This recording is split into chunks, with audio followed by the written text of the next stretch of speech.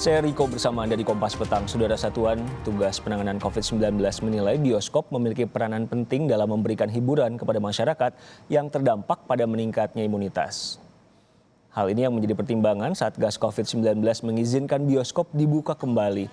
Juru bicara Satgas COVID-19 Wiko Adhisa Smito mengatakan bioskop menjadi salah satu kontributor untuk meningkatkan imunitas dalam rangka menghadapi COVID-19. Kehidupan kursinya.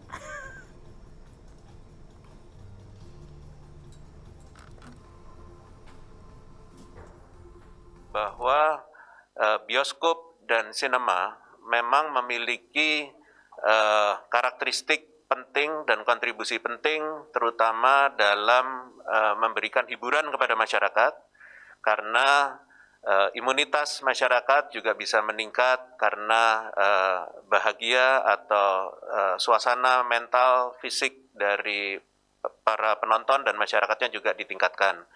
Bioskop, sinema salah satu kontributor untuk itu dalam rangka menghadapi COVID.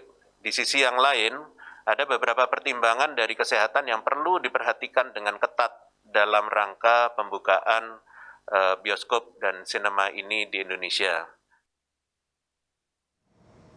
Saya masih bersama ahli epidemiologi UI, Pak Tri. Tanggapan soal tadi yang Pak Wiku bilang bioskop punya kontribusi penting untuk meningkatkan imunitas.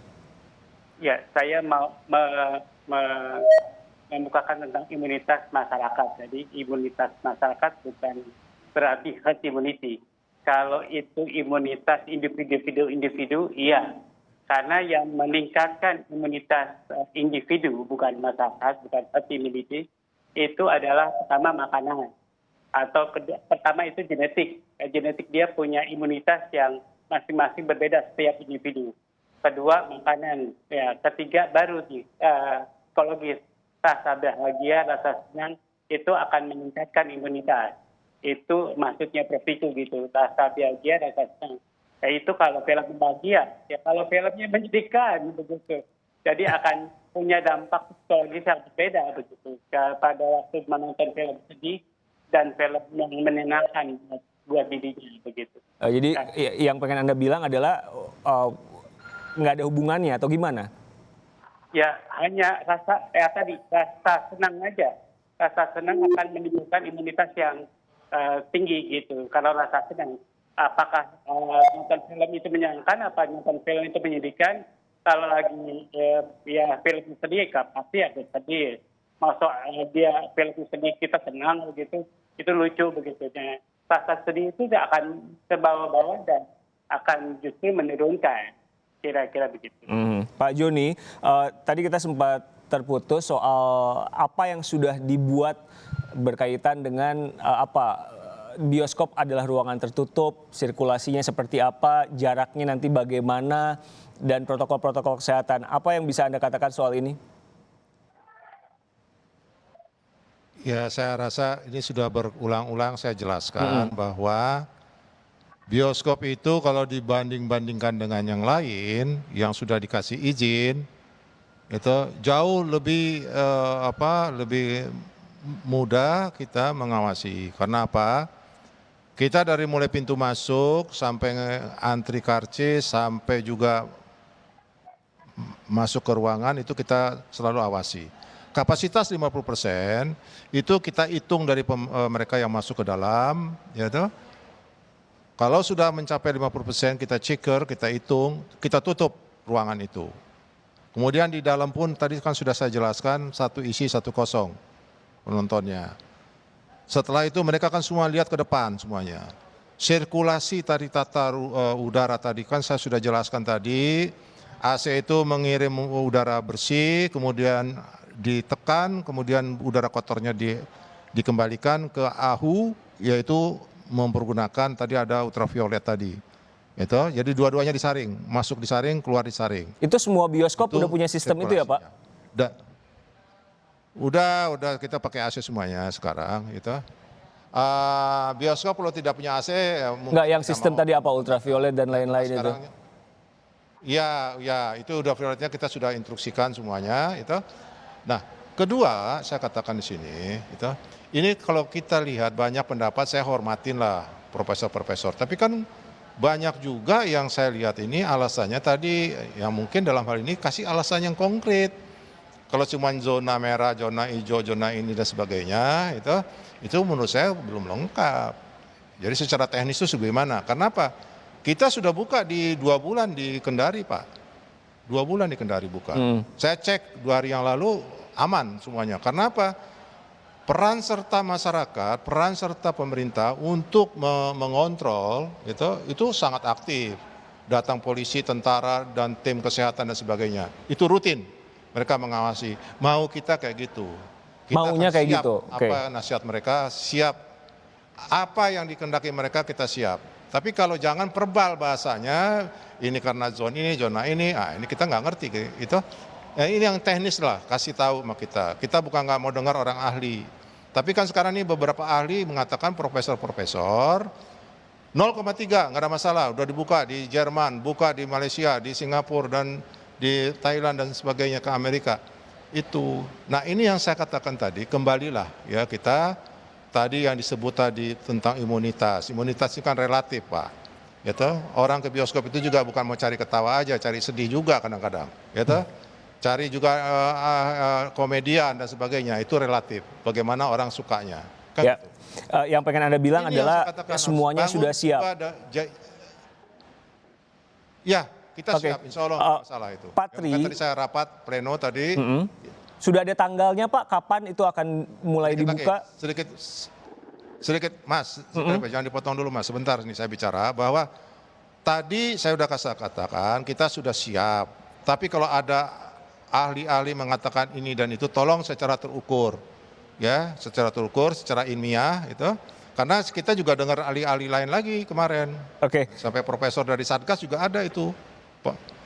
Nah, ya, makanya sekarang juga saya mau ke Patri. Patri kan salah satu ahli epidemiolog dari Universitas Indonesia, terukur, ilmiah. Oke, pertanyaannya gini Patri, kalau misalkan semua protokol kesehatan sudah dilakukan, kayak tadi ada sirkulasi udara, misalkan dari AC dan lain-lain, jarak fisiknya bisa dijaga, potensi bioskop menjadi klaster penyebaran COVID-19 ini masih tinggi atau gimana? Masih bahaya nggak nonton di bioskop? Ya, jadi saya akan memulai dari zona merah, zona orange, dan kuning dan hijau itu punya risiko yang berbeda pada setiap kerumunan. Saya pikir semua stok epidemiologi akan sama begitu, karena jumlah kasusnya akan berbeda. Kemudian tadi yang dipakai Pak Joni itu ada 0,3, ada RT Pak. RT di bawah 0,3 itu aman, tapi RT DKI masih di atas 1 Pak. Nah, juga positivity rate-nya masih 10%, bahkan sekarang hari ini. Jadi bayangkan kalau saya tinggal di Jakarta, saya sih takut begitu. Jadi ada risiko yang berbeda di Jakarta atau di daerah hijau. Kendari kalau menurut saya itu hijau atau kuning begitu. Ya, jadi risikonya akan berbeda. Jangan dibandingkan dengan Kendari. Jadi harusnya dibandingkan dengan Surabaya. Ya, jadi itu sama risikonya, begitu. Ini bicara soal risiko, Pak. Jadi kalau di Jakarta, kalau mau dibuka, upaya pencegahannya harus lebih.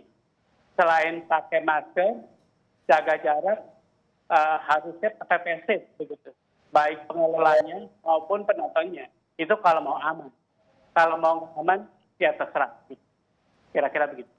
Patri tadi kalau misalkan semuanya diikuti, risiko bioskop ini menjadi klaster baru gimana? Ya, artinya kalau dihitung risikonya dibanding dengan pasar, pasti lebih tinggi pasar. Dibanding dengan mall, itu besaran bioskop sedikit ya lebih besar, karena ruangannya lebih kecil begitu. Kalau mall kan lebih besar. Nah, tapi kalau ya kerumunan tergantung pengunjungnya. Kalau pengunjungnya banyak, karena penularannya itu R0 sama dengan beta kali C kali D. Beta adalah probabilitas penularan, C adalah kontak rate. Jadi kontak rate itu menentukan penularan COVID-19.